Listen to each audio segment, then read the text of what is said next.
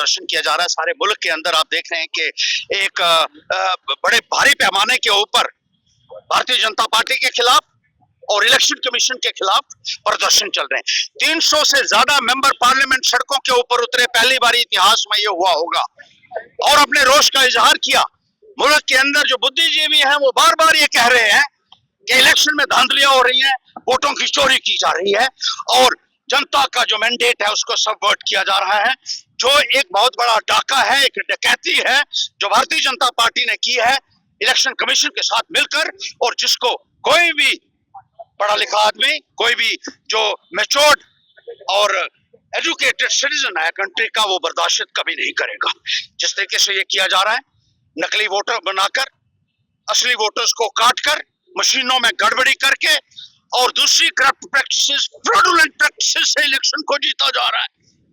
ये एक बहुत बड़ा फ्रॉड है, और जो लोग इसके लिए जिम्मेदार हैं उनके लिए फांसी से कम की सजा नहीं होनी चाहिए, क्योंकि हिंदुस्तान का मैंडेट ही अगर आप उसके ऊपर डाका डाल रहे हैं तो हम ये मानते हैं कि इससे बड़ा डाका और कोई नहीं हो सकता। हिंदुस्तान की आवाम को मैं अपील करना चाहता हूं कि अब बहुत वक्त हो चुका है, अब आपको जागना पड़ेगा, समझना पड़ेगा आपको कि आपके साथ क्या हो रहा है।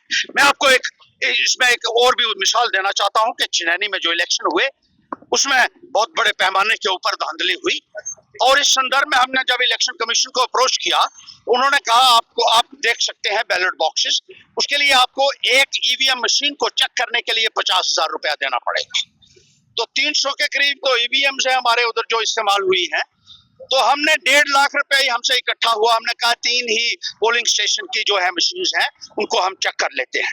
जब हमने पैसा जमा कराया और सारी फॉर्मेलिटीज को पूरा किया, तो उसके बाद ये कहा गया उनके द्वारा कि पहले कोर्ट में जाओ और कोर्ट से ऑर्डर लेकर आओ, अगर कोर्ट कहेगा कि ईवीएम दिखाओ तो हम दिखा देंगे। हम कोर्ट में गए और कोर्ट से हमने ऑर्डर लाया। कोर्ट ने कहा कि ये इन्होंने इनसे आपने पैसे भी ले लिए 1.5 लाख रुपया, और ईवीएम मशीनों को अब आप जो है उसको आपको इंस्पेक्ट करवाना होगा। अब लेकिन उसके बावजूद भी वो कोर्ट का ऑर्डर हमने 2 बार सर्व किया इलेक्शन कमीशन के सामने, इनके अधिकारियों के सामने 2 बार वो पेश किया, लेकिन उसके बावजूद भी वो हमें ईवीएम इंस्पेक्शन नहीं करने दी जा रही हैं।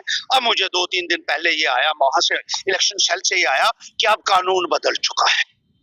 देखिए किस किस्म की धांधली है ये, अब वो कानून बदल रहे हैं। But I have told the Election Commission that I will be governed, my case has got to be governed by the laws which were prevalent at the time when I made the application. आप जितने मर्जी कानून बदल लो, लेकिन वो EVMs में खुलवा कर रहूंगा, ये बात याद रखिएगा।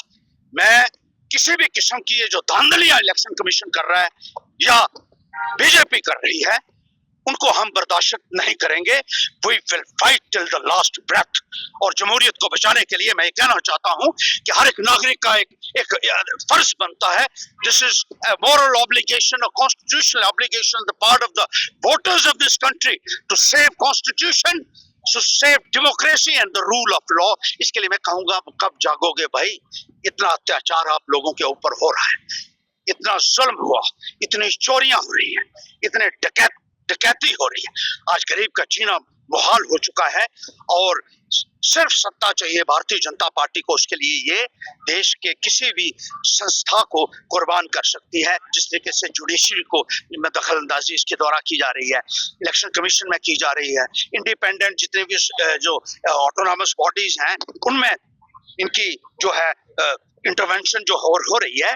मैं आवाम से कहना चाहता हूँ, हिंदुस्तान के आवाम से कहना चाहता हूँ कि असूल और सही जो सोचने वाले लोग हैं, right thinking people, I would like to appeal to them, खड़े हो जाइए अपने अधिकारों के लिए। अब बहुत वक्त हो चुका है। असूल अगर हैं तो गलत से टकराना होगा, जिंदा अगर हैं तो जिंदा बनकर दिखाना होगा।